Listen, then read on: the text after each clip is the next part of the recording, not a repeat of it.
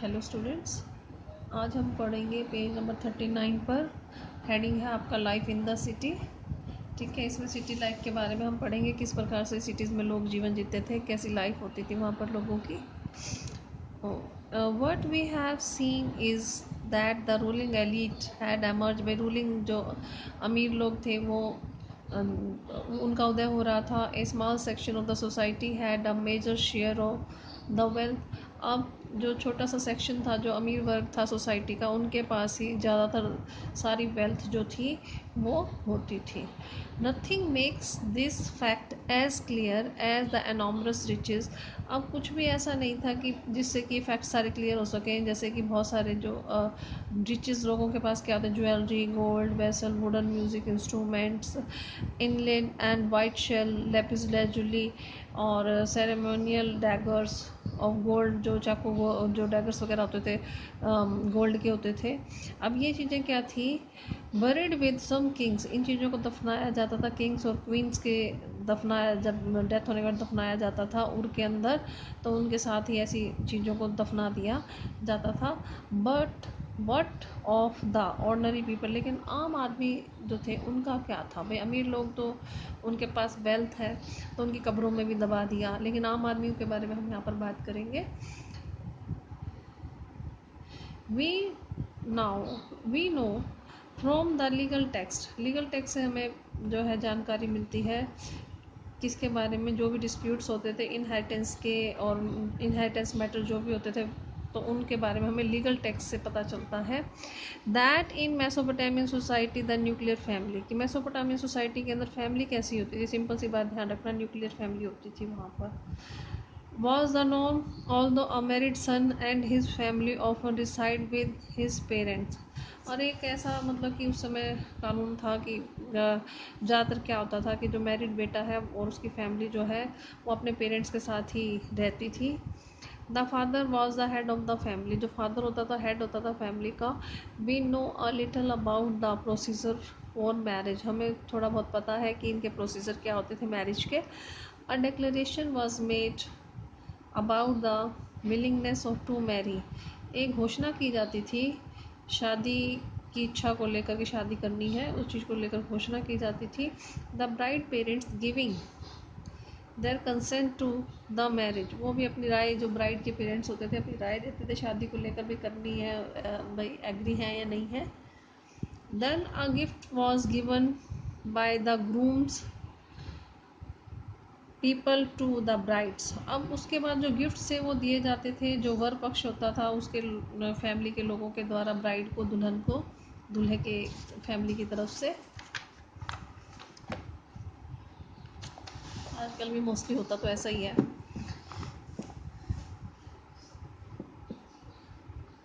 When the wedding took place, जब शादी हो जाती थी, gifts were exchange by both parties, जो गिफ्ट है दोनों ही पार्टियों के द्वारा, चाहे दूल्हे की पार्टी, दूल्हे की फैमिली है और चाहे दुल्हन की फैमिली है, दोनों के द्वारा गिफ्ट एक्सचेंज किए जाते थे।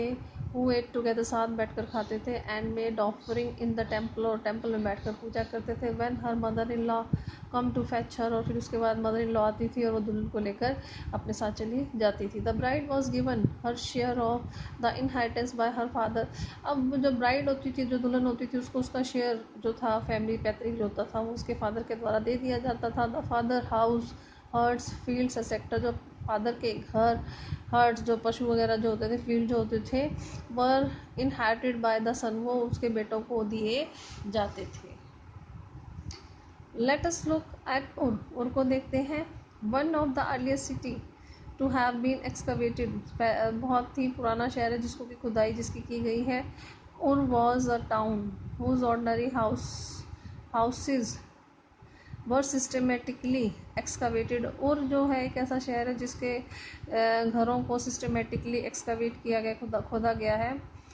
इन 1930s में narrow winding streets indicate that wheeled carts could not have reached many of the houses।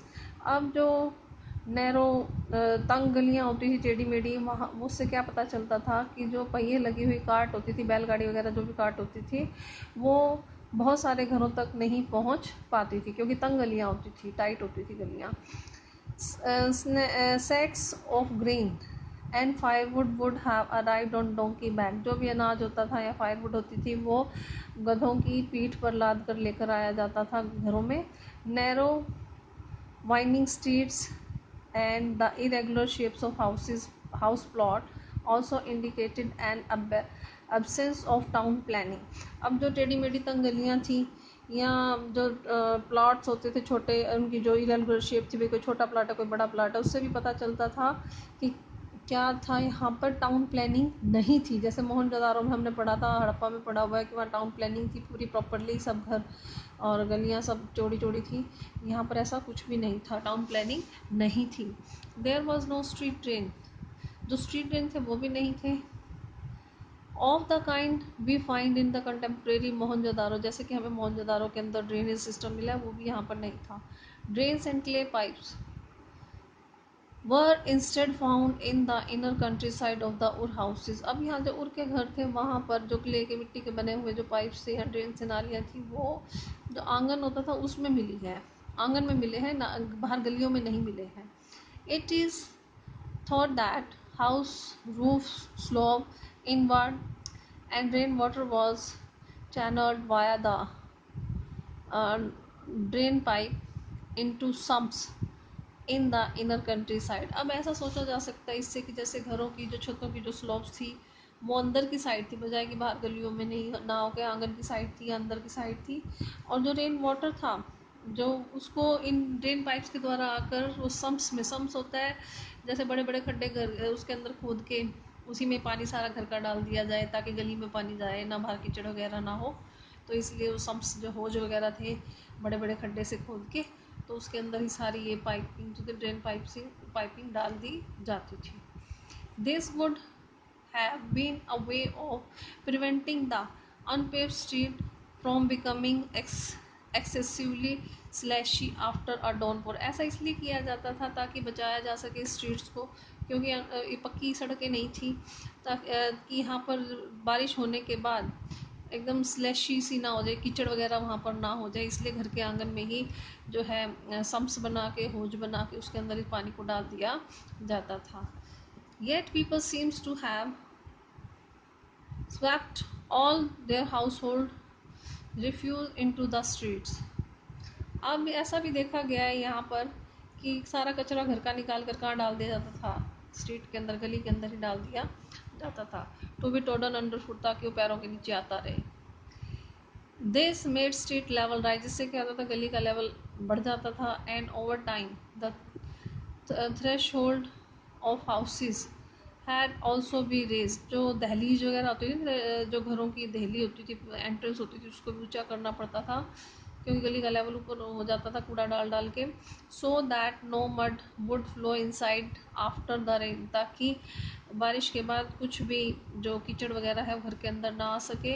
Light come into the rooms not from window but from doorway opening into the country side. Window से कोई रोशनी ऐसी नहीं आती थी, बल्कि जो दरवाजे होते थे जो कि घर के आंगन में खुलते थे उनसे रोशनी आती थी. This would also have given families their privacy. अब देखो घर के दरवाजे आंगन में खुलेंगे तो क्या होगा, फैमिली को प्राइवेसी मिलती थी. There were superstitious about houses, घरों के बारे में एक सुपरस्टिशंस भी थी वहाँ पर. क्या थी ये जो थी सोच, जो थी धारणा क्या थी बनी हुई, जो कि एक टैबलेट पे मिली है, उनके लिखी हुई मिली है. ए रेज्ड थ्रेशोल्ड ब्रोड वेल्थ, जो ऊंची उठी दहलीज है उससे क्या होगा, धन आएगा. जो फ्रंट डोर की जो ऊंची उठी दहलीज होगी. That did not open toward another house was lucky, लेकिन अगर वो एक सामने वाले हाउस के अगर आमने सामने नहीं खुलती, मतलब जैसे घर का एक दरवाज़ा है, आमने सामने गली के जो दो दरवाजे नहीं खुलते तो वो लकी होते हैं. अगर आमने सामने खुल गए दरवाजे तो वो लकी नहीं होते. एक ये भी क्या थी, सुपरस्टिशन थी इनकी, जिस धारणा को ये मानते थे. But if the main wooden door of the house open outward, लेकिन अगर लकड़ी का जो घर का बाहर का दरवाज़ा होता था, मेन गेट होता था, अगर वो बाहर की तरफ खुलता होता था इंस्टेड ऑफ इनवर्ड, अंदर ना खुलकर, the wife would be a torment to her husband, तो वाइफ के जो है वो हस्बैंड के लिए टॉर्मेंट व दुख का कारण भी बन सकती थी. ऐसी कुछ धारणाएं थी उनकी जिनको कि वो मानते थे.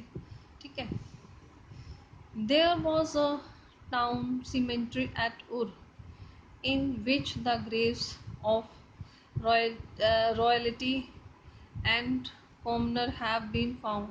अब जो कॉमन मतलब कि जो वहाँ के रॉयल फैमिलीज की कुछ ग्रेव्स पक्की ग्रेव्स भी मिली है वहाँ पर, सिमिटेड मतलब कि एकदम से पक्की जिसको कहा जा सकता है, कच्ची नहीं है। But a few individuals were found buried under the floors of ordinary houses. लेकिन कुछ इंडिविजुअल्स, कुछ लोगों की कहाँ पर दफनाया गया था, जो ऑर्डनरी हाउसेस थे उनके घरों के फर्शों के नीचे ही उनको दबा दिया जाता था। तो ये कुछ उनकी जानकारी है वहाँ के लोगों के बारे में जो हमें मिली है, मेसोपोटामिया के लोगों के बारे में। आज हम इतना ही करेंगे, इसको पढ़ के देखना, अगर इसमें कोई प्रॉब्लम हो तो मुझसे डिस्कस कर लेना। Thank you.